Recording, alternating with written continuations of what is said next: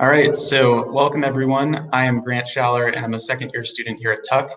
And thank you all for joining this fireside chat on policy priorities in agriculture. We're delighted to have Paul Lightfoot, who's the founder and president of Bright Farms, and Professor Susanne Friedberg of Dartmouth here with us for this chat. Paul has been involved in food and ag for over 20 years as the founder of multiple companies and in advisory and board capacities.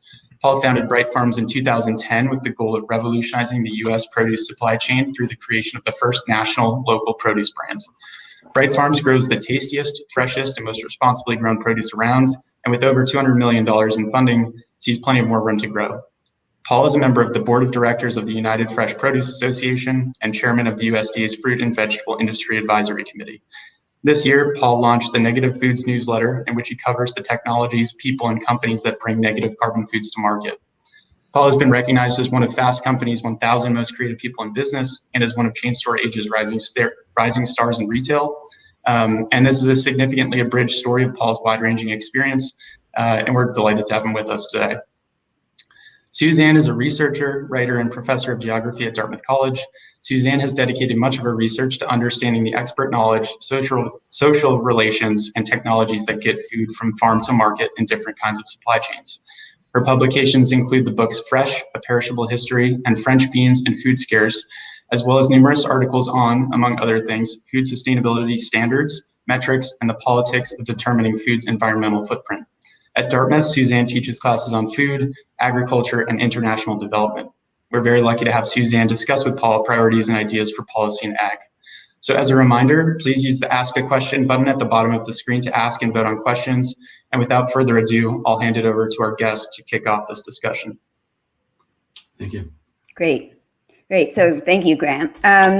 So Paul, we don't hear a lot about policy or government in the tech world, it seems like, or at this conference. So at the same time, a lot of what people like you are doing is trying to address problems that are the result of sort of lack of policy or bad policy. So you're in a really interesting position on this committee that's advising the USDA. And this seems to be a really interesting moment now with a new administration that's made clear that it's willing to play a pretty active policy role on a variety of fronts. So first, before asking you about maybe some of your specific priorities of things you would like to see the government do, I'd just like to get your opinion about the new administration and particularly the new USDA. Yeah, well, thanks, Susanne. I'm optimistic, right? And there had been some hand-wringing, among a lot of progressive food people that Vilsack might not have been the most progressive of choices to be the secretary. He was obviously, in some ways, a safe choice for Biden. He was well known. He'd been the USDA secretary before. But I think that those concerns might have been, not necessary. And I look at the senior appointees that we've seen named so far in the administration, and I'll name a couple, like Kumar Chandran, the senior advisor to the secretary on nutrition. He's really the one sort of leading the charge in changing the discussion from one of food security to one of nutrition security, recognizing that all calories aren't the same. And while we have plenty of food in the United States, we don't have plenty of nourishment. And similarly, coming from Duke, Robert Bonney is also advising the secretary on matters related to climate change. And I think that's probably the thing that I'm most excited about. We're seeing climate change being taken as a serious policy priority. I was thrilled to see in Biden's joint address to Congress the other day, he had a statement saying that we're going to pay farmers to sequester carbon, I think by reducing the amount of tillage in their practices. And I can't recall ever hearing any president talk like that, certainly not the one before this one. And, that gives me some real hope. And maybe a smaller but closer to home one. Grant mentioned that I'm chairing an industry advisory committee that advises the secretary on matters related to the fruit and vegetable industry. And we have working groups where the work is done over the course of about a year and a half. And we met maybe 3 weeks ago as a committee, and it's a big committee, and it's made up of not startups and not super progressive companies. It's just the fruit and vegetable industry. And we decided to change the working groups. And now there's a working group on climate and infrastructure. Wow. And now there's a working group on consumption. And to be clear, we mean by consumption that Americans should eat more fruits and vegetables. It's what our mother told us to do, but it's also what the USDA tells us to do, even though their policies don't always create incentives for that. So just the fact that this industry advisory committee is changing its focus as well gives me lots of reasons for optimism, but I should confess that I'm an optimist. Okay, good. I'm sort of curious about some of like the views of you versus other people in the industry. But first, before we get to any, maybe we can come back to that. So in terms of the priorities that would improve nutrition security, what would you like to see happen? And maybe expand a little bit more on what you mean by nutrition security as well. Yeah, well, I mean, so there's two big paradoxes on that topic, right? One is that food is the thing that makes healthy people healthy for the most part, right? Especially as you get older, you can't out-exercise your diet. Anytime you see a very healthy person, you're likely to see a person with a healthy lifestyle when it comes to food. And on the other hand, the leading causes of death in the United States are chronic diseases that are related to diet. And more recently, we know that during the COVID-19 pandemic, people with bad diets were much more susceptible to severe illness and to death. So that's the first paradox, is that food can make you very healthy and it can make you very sick. The second paradox, at least in the United States, is that something like $400 billion worth of food is wasted in our society every year. Food waste is absolutely rampant in almost every segment of the food supply chain, from people's refrigerators and on the tables in restaurants to the harvest in the fields and the supply chains in between. And at the same time, millions of kids go to bed malnourished every night. And these are quite solvable problems, and they're ones that, as a society, I think we have an obligation to solve. So, I mean, do you have ideas of what kind of policies that you would like to see implemented? I do, yeah. Well, so with food waste, we just haven't tried in America, I don't think, right? You're seeing regional or local nonprofits doing heroic work, taking like restaurant waste to those in need. And we need to do more of that. But there are plenty of examples we could use to baseline our performance, right? France, for example, made it illegal a few years ago for restaurants and supermarkets to waste food. And so the markets found a way to get the food to people that would eat it, right? And that doesn't strike me as that difficult to figure out. That's a good idea. Big cities like San Francisco have mandatory composting programs, right? Like, that's a good idea as well. Keep things out of landfill. So I do think that there should be a lot of policies developed around food waste. I'm not an expert on that, but there is a lot of great work done on that. On the other side, we recommend that Americans eat a certain amount of fruits and vegetables.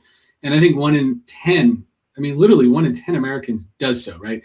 That's a disaster. And you can see the problem, right? The USDA says this is what you should eat, but most of the USDA's business is shoveling money out to incentivize farmers to grow the opposite, right? And so We've got incentives to generally overproduce grains, and those grains are a tiny fraction is eaten by humans. Almost all of it goes to be, I shouldn't say that eaten by humans, eaten as grains by humans. Most of it is converted into highly processed junk foods or into sugary beverages. And a ton of it is also, converted into animal feed, most of which is not grown in a way that's super healthy for us as well. There's a dog behind me that's not disturbing, right? So I think that the U.S. should change its relationship on the demand side. We spend just in the food assistance programs about $75 billion a year. This is not the country spending money. This is the U.S. government's spending tax revenues directly to buy junk food and sweetened beverages. It's about 20% of Coca-Cola's revenue. And I think that's just a bad idea, right? People deserve an individual choice, of course, but the government shouldn't be buying food that makes people unhealthy with our tax revenues and causing people to be made sick and made to die sooner. And there's also direct cost of the healthcare of the resulting obesity and diabetes. It's over $3 trillion a year.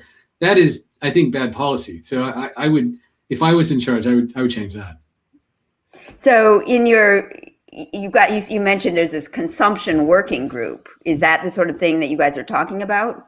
Yeah. So the consumption working group of the Fruit and Vegetable Advisory Committee won't be telling anyone what not to do, right? But it will be advising the secretary on ways to simply get people to eat more fruits and vegetables, with the hope being that if you get people to eat more carrots, it will crowd out something else, right? And I think that's right. In general, people aren't eating more or less food over time. People eating more of the wrong foods over the last, let's say, 30 years. And we'd like to get them to eat the right foods, recognizing that would result in less of the wrong foods. Okay. And are you talking at all about the supply side, the problem of the subsidies going to commodity ag as opposed to fruits and veg? Well, so the working groups were just formed. So it would be, I would be telling you more than I knew if I told you what it was going to do. I'll speak for myself, right? I'm not speaking for Bright Farms or for the USDA's advisory committee. Yeah, I don't think it makes sense. In 2020, a lot of the Midwest row crop farmers, and I'm not talking about smallhold farms. I'm talking about substantial businesses. I think over 40% of their income was direct payments from the government, right? And this is, part of it is longstanding programs that started under Nixon's USDA secretary, but part of it was the Trump administration sort of destroyed our trade relationship with China and decided to just pay farmers instead to grow grains that they couldn't ship that soy to China. That was a disaster, right? Because not only are we growing the wrong foods that make people sick, we're doing it in a way that is eroding some of the best soil that the earth had. That's ruining a lot of the waterways in the Midwest, and that's also emitting a ton of carbon, in a way that's inefficient for feeding our society. And well, worse than inefficient, it's toxic for feeding our society. Now, do you think that that there's a role for the government in trying to promote? So, Bright Farms and a lot of some of the other companies that we've heard from in the conference are targeting sort of big urban markets for fresh produce, right? And these are typically coastal, I think maybe it's fair to say. And you've got in the middle of the so-called flyover country of the U.S., you've got these immense parts of the country that are devoted again to commodity ag, and again, this is partly an artifact of policy. Do you see a role for policy to sort of encourage again, more fruit and vegetable production in those parts of the country? Yeah, well, let me start by just talking about what I know best, which is Bright Farms. We started out with a two-pronged mission, and the mission is to improve the health of Americans by getting them to eat more food that makes them feel better and be healthier and live longer, like super fresh local salads, and to improve the health of the environment by improving the environmental footprint of a part of the food supply chain. We were really mindful and intentional about not being a company that made expensive food for rich people in Brooklyn. Nothing wrong with Brooklyn, but our farms they're in the heartland. We're in rural Illinois, we're in rural Ohio, we're in rural North Carolina, we're in the middle of Pennsylvania, and we're selling at real supermarkets, not just the Whole Foods, right? We're selling food at affordable prices to middle class America, and that makes us feel good, right? And I honestly think that all of our policies should be focused on that as well. The wealthiest among us are probably eating pretty well, is my guess, and are having a healthier lifestyle than most of the country. So I do think that the policies should be focused on the people that are struggling to have their needs met, is my guess. Yeah. I might be telling you more than I know again. Yeah. Well, no, okay. You're speaking as an optimist, but it's good to think big here. So on the other side, you mentioned that that there's now, and I realize the working groups have just been formed, but a working group devoted to climate, right? And So, but more generally, I mean, you've been thinking about these things for a while. What kinds of policy measures would you like to see passed that would, again, sort of bring down the footprint of the environmental footprint of especially the fresh produce sector? Yeah, I'm just writing some notes here. So I'll start by saying like how I think society should change, and then I'll shift into what I think the government should do about it. I think there's really three big changes that we need to make in order to reverse climate change with food. You know, I mentioned the two sort of food paradoxes about nutrition earlier, but there's also a big paradox about food with respect to climate change. I'm speaking in paradoxes today. And the first is that right now our food system emits, you know, between a quarter to a third of all global greenhouse gas emissions, depending on who's counting and how they're counting. Maybe a little bit less in the US, but it's still a lot. Food waste alone is 8% of our greenhouse gas emissions, which is a staggering thing to think about. It's just being poured down the drain. That's one side of the coin. The other side of the coin is that we know that when done properly, agriculture can draw carbon from the atmosphere. It can sequester instead of emit. So we're using our food system as a way to emit more carbon, but we know that the food system could be a lever to reduce carbon. You know, and we see this right now in the private markets. And I should say that we're talking about government stuff. I'm a capitalist. I'm a believer in markets. I think that, you know, you're seeing all these private marketplaces spring up where companies, as an example, Microsoft, which wants to offset all of its emissions from the founding day until, you know, forever. And it's doing that in part, you know, by buying offsets that are being paid to farmers to store carbon, right? Or land use to store carbon. So on one side, it emits carbon in the food system, but we know that it could be a net drawer down of carbon, and I think it should. So the three ways as a society that we can make that happen is we could eat less meat, which is a controversial thing to say, and I'm not saying people should be vegans. And I think that when we find regeneratively produced meat, and I was speaking to a team from a company in California called Bel Campo today, right, that produces meat on a 27,000 acre pasture, essentially at the bottom of Mount Shasta. And it does it in a way where I think their meat generally, there's less carbon in the air after you've eaten it than there was before the meat was produced. So eat less meat, eat food that's regeneratively produced when possible. And that's a little bit of an undefined and complex thing, but there's a series of practices that if done properly will reduce carbon in the atmosphere instead of increase it, and then reduce food waste. Those are the three areas. I don't think the government should tell people what they should eat. So I don't think the government should engage in the you should eat less meat debate. I think that's something that we have to come up with, but I'm not sure I want mandates from the government. But I do think that the government has a role to play in regenerative practices. It has a series of incentives right now that have resulted in, particularly in the row crop farms growing commodities in the Midwest, that we have the opposite, right? We have extractive practices that are ruining soil and water and emitting a lot of carbon. There are really well understood ways to change that. There is a division of the USDA called the NRCS, and the NRCS for a long time has taught farmers how to do this. That needs to go from being the tail to being the dog, and that needs to be where we put our money.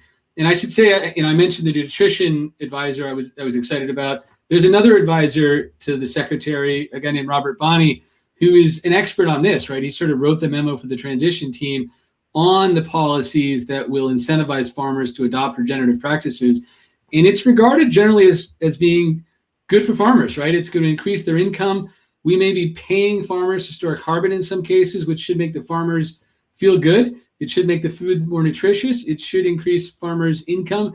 And it should help reverse climate change as well, or at least be part of the solution to eliminating over time our emissions. And I think that's a great idea, and it deserves to be one of the things that I hope this administration will be most proud of when it looks back at the end of its term. Yeah, I mean, I've been reading a lot about this as for part of my own research, but most of the buzz that I've been hearing about related to regenerative ag has been related to, again, like sort of row crop agriculture and you know, regenerative ranching and so forth. But do you see and less specialty crops? Yeah. Yeah. So I'm glad you asked that, because I'm in this. I'm in the specialty crop business, right? Right. So it is more complex, right? And if you looked at the acreage planted in America, it's almost all row crops, right? Even though USDA says eat your fruits and vegetables, we have made sure that we are growing corn and soy and wheat and cotton in this country. So I do think that we need to have policies directed toward not just the Midwest, but the Central Valley of California and other areas that produce specialty crops. This is what that industry advisor can be working on, which is to say, if there will be a lot of spending on job creating climate initiatives and on infrastructure, some of it needs to go to the places where the specialty crops are created, and we need to give them incentives to change their practices as well. Some of it may be that you grow, crops that grow in trees that are perennials, right? That draw carbon and store them in root systems and in trees. Although we got to watch out for unintended consequences with things like water. But I also think that there is a need for more concepts like agroforestry, right? Like we need. People felt good 20 years ago about organic baby spinach or romaine fields in California. We now know that while they may have used less chemical pesticides, they're not doing us any favor in terms of emitting carbon, right? And I think that you could change the design of those regions so that there were strips of biodiversity, strips of agroforestry that would be like rewilding, right? And bringing the biodiversity back. That will recreate some of the water cycles that have been disrupted. You took out some of the biology and you lost some of the rainfall. It'll store water better, and most importantly, it would store soil and the carbon in these roots. And I think that I don't want to sell my own book here, but I think that companies like Bright Farms have a role to play in that, which is that we can shift the production from these fields that are carbon net emitters in California into sustainable, highly concentrated facilities like ours in places like Pennsylvania or Illinois or Virginia that are closer to markets and that have plenty of water. Hopefully also provide some incentives for renewable energy production to reduce the carbon footprints so that we can rewild some of that stuff out on the West Coast. Which, as I say, it is complex, right? Yeah. But it's David Attenborough made that movie recently called A Life on This Planet. He described that idea more eloquently than I just did. And it is a good idea because biodiversity is a key lever in both water, in both climate change and also restoring these water cycles that have been disrupted. Yeah. Yeah. I mean, God, it's hard to imagine like they would really dramatically change the landscape. As a geographer, I'm just kind of thinking what it would look, of the Salinas and all these, the kind of the lettuce growing regions. Yeah. But just think about it like this, like changing the landscape. Boy, that's not new, right? Like, right. And the grapes were out and they drove over the hill. It was a lush oasis. It ain't, right? It's brown dirt now. They've killed the life in the soil. And, Mother Nature has something to say about what sustainability means, right? Like the water game is over with in California. The land is subsiding in some cases. The aquifers are, we're in secular droughts. We're in long-term droughts, not seasonal droughts. And you see cases where it's fossil water coming out, and sustainability means balance, right? So the definition of the word, and you apply it there, every year they're taking out more water than they're putting in. That game is up, and it's up right now. You're already seeing lands where the salinity is coming in from the ocean because the groundwater has dropped, and these fields are no good anymore, right? So we can have policies that make this happen, or we can wait and watch it happen, right? Because both are going to happen. Yeah, and we can't. This strikes me as a problem that we can't expect like the market to somehow fix, right? Because well, right. The market will follow either the regulations or Mother Nature, but someone's showing up to change some of that stuff. Yeah. Well, I see we have a couple of questions. Like Grant, do you want to come back, join us again? Because I want to leave. We'll have a little time for questions. Here I am. I would love to sneak in one of my own questions, which is, Paul, you started talking about serving customers who are maybe more middle-class Americans and don't have the means to purchase, the most premium of options. So when you're assessing expansion opportunities into new markets, how do you how do you assess what is a good market to move into, and what is the balance between looking at, say, the financial payoff and viability versus the sort of the benefit you can create by creating greater access to food, good food? Yeah. So, boy, the actual answer to your question is mind-bogglingly complex. We have like the pivot tables and spreadsheets comparing places to go. It's complex. I will say that, though, we start with our customers, right, which are retailers. And this is very important, right, because if we're going to risk our investors' capital, we have to do it in a way that's very prudent. So we generally will say, where does Ahold Delhaize or Kroger want us to go next, right? Let's then look at that market and let's see what the demographics look like. Are there a lot of people here that eat salads? Literally, we look up how many people there are and how many within a certain amount of hours of driving, and how much salads do they consume, and we want to go there. We don't necessarily, Grant, I think you're wishing, I would say, we try to find underserved neighborhoods. These are bigger facilities than that. We want to serve 1,000 stores. We want to be in a metro area that's got, more than 10 million people. So you'll find every kind of person in any of those geographies anywhere in the United States. You're on mute. Sorry, I kept on getting the name of my user to pop up and block the unmute. All right, but I'm back, and I want to move to Elizabeth's question, which is, and we can see if we can tackle this in 3 minutes. Changing agriculture policy in American nutrition or consumption seems like a big challenge to tackle. So to what extent are you collaborating with other stakeholders, such as the health and medical establishment, to spur change? Wow. So Elizabeth is correct, but everything worth doing is hard, right? Like that doesn't seem like a good reason not to do it. And I think the answer is you've got that terrific Professor Dayush at Tufts, right? Who's done some of the best writing on nutrition I've read. I mean, he's a hero of mine in many ways. He has a voice that the new administration has heard as an example. The Dr. Mark Hyman, we're talking about the Berkshires earlier before this call. He has a voice that's being heard by a lot of people. So I think that the health community has a lot to say. Dr. Robert Graham in New York City, right? And I think these voices were not as well heard 10 years ago or 1 year ago as they are right now. And that's part of why I'm optimistic, right? But forget the famous people for a second. I think all people in the United States have woken up to this sense that there is this very clear connection between what you eat and how healthy you are. I grew up in the 1970s and 80s, and we were eating SpaghettiOs and ding dongs, and I don't think anyone thought about the fact that there would be consequences to that. That was an exciting and innovative series of new products brought to market, and I don't think my parents were really considering whether that would make us less healthy. I don't think that's the case anymore. I think every year, a bigger percentage of Americans, we're not there yet, not everyone, but a bigger percentage of Americans are making that connection. And I'll say that even though this is a discussion about government policy, I think nothing changes the food system as much as the shift in consumer demand, right? When I began Bright Farms in 2011, people thought there was no way that supermarkets would sell local food. That was like a fancy restaurant concept. And that was only a 5-year-old fancy restaurant concept, right? In the 90s, strawberries in New York were only eaten on a seasonal basis, right? At fine restaurants. That's changing now, right? Everyone began caring about local food.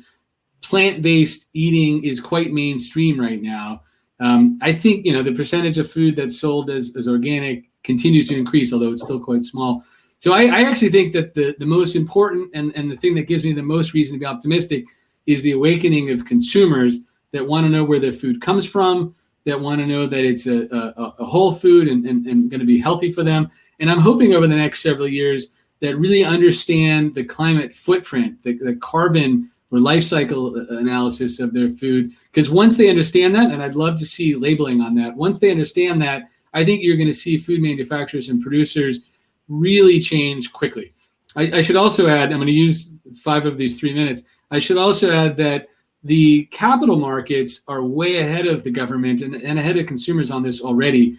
Many of the biggest investors, the endowments, the sovereign wealth funds, the family offices, are already amazingly focused on how important this is and are pushing the funds that they invest in to make investments in businesses that have better carbon footprints.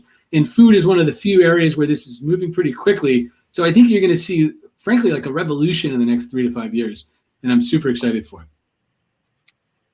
Well, thank you so much, Paul. And thank you, Susanne, for moderating. Really enjoyed this discussion, and I'm very happy to have you both here. For the audience, we'd love for you to stick around. The next panel is on food waste. So it's a great continuation of some of this discussion. So please stick around if you can. And thank you, Paul and Susanne. Great, thanks.